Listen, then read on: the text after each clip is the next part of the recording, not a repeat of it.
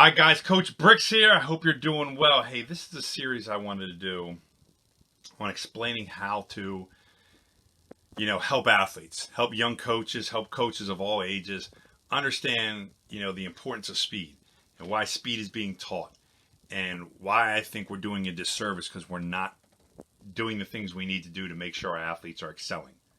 Especially in a court and field setting, I think there's three components to speed that must be gone over. And I don't think they're being emphasized enough, especially when I go out and I see sport coaches who say, oh man, we do our own speed stuff.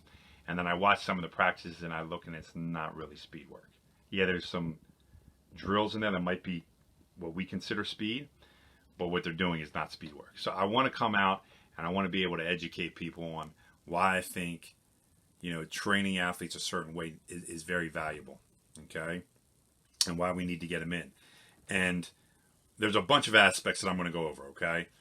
When it comes to speed, when it comes to different things that we need to do.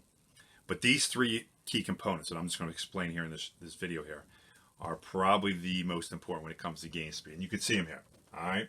You got the acceleration. The acceleration is so important, all right? Is vitally important. And when we look at acceleration, you're looking at how can I move my body the fastest from a standstill position, okay, where you're not moving, and you get as fast as you possibly can, all right, up to a top level speed. And typically that occurs, anywhere. It can occur within the first couple steps, 5 yards, 10 yards, 30 yards, whatever it is. Where's your acceleration phase? All right, and each sport I think is different. Like if I take a lineman in football, their acceleration, I got to be able to have their first couple steps down be explosive. Same thing with the wide receiver. Their first couple steps have to be explosive before maybe they make their route or their cut and then have to reaccelerate again. So each sport's a little bit different, but typically what I look at is when I'm looking for acceleration is anywhere between 5 to 10 yards. I want to see an athlete who can bust out quickly in those first 5 to 10 yards. All right? And you got to think of it like this when you're talking to your athletes. You got to give them a comparison. So you have a Ferrari that you have there, or you have a Mack truck. Which one do you want to get in to actually be able to accelerate out the fastest? All right, the Ferrari, no question about it. If you ever got behind a truck, an 18-wheeler, when they go to pull out from a stop sign or a stop light, guess what? It takes forever. So we got to make sure that we're emphasizing, giving examples of why these are important, okay? And give them cues that they can see, all right? Not only see, but hear and understand, but then also the visualization part comes in the key. All right, so acceleration is extremely important for our athletes to make sure. The second one, the D there, deceleration, I think it's not taught always properly. And why more emphasis has been placed on deceleration over the last 5-10 years. When I first got into it, it was almost non-existent when people were talking about deceleration 16 years ago. I just don't think it's being emphasized enough. And I really think deceleration is more important than reacceleration. And there's two reasons why. The first one is number one, I think is the most important thing that all strength coaches should do. And our job is to make sure that an athlete doesn't get hurt. And deceleration, if we train it properly, can actually help mitigate the opportunity of injuries. Okay. So we want to definitely decrease that opportunity by teaching decelerate. Second thing is we can enhance their ability on the field and really improve their performance greatly. And I think that's the second most important thing that strength coaches need to do is be able to increase a person's performance. Okay. And deceleration does that. I'm going to go over in later videos 3 ways that I train deceleration because I've watched hundreds of hours of video and looking at how athletes stop and decelerate. I'm going to show you the 3 most common ways that if you cover these 3 ways with the athletes, you'll cover 90 to 95% of the ways they're going to do it. Okay, if not more. So these 3 ways that I'm going to go over are definitely going to show you how to decelerate properly. Okay, so I'm going to be going over the 3 different ways. And like I said, it's so vitally important. The final one here is the reacceleration.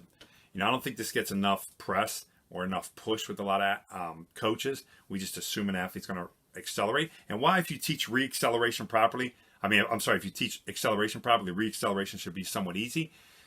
It's not always the case because you got to know how to decelerate from those different positions and then be able to reaccelerate out. And that's why I think deceleration is a little more important than reacceleration because you got to be able to set the body up for that next phase. And that's that reacceleration phase and being able to teach it. And I'm going to go over common mistakes that people make when they teach reacceleration or do reacceleration and why they never accomplish and never reach their true goal. So over the next couple weeks, guys, I'm going to be putting out different videos a couple times a week. You're going to see them. You're going to be able to break them down. You know, this is for anybody out there, you know, athletes, coaches, young coaches. I want you guys to understand how important this type of training is. Now, I'm also going to be going over not only just the game speed type training, I'm also going to be going over mechanical stuff, how to make sure your athletes are moving properly, and then also different plyometrics and stuff, because I think plyometrics are abused in a lot of senses and how much people use them and don't really allow an athlete to recover. So we're going to be covering a lot of different things.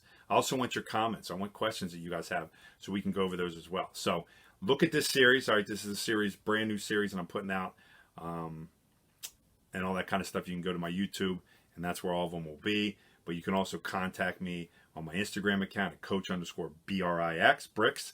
And also my Twitter's the same handle, coach_BRIX. You can also reach me on, my Facebook at Coach Bricks. My website's coachbricks.com. And then finally, also my email is dave@exsp.biz. So it's Dave at E as in Edward, X as in X-ray, S as in Sam, P as in Paul, .biz. All right. Look forward to see you guys. Look forward to hear your comments and questions, and looking forward to a conversation. You guys have a great day, and God bless.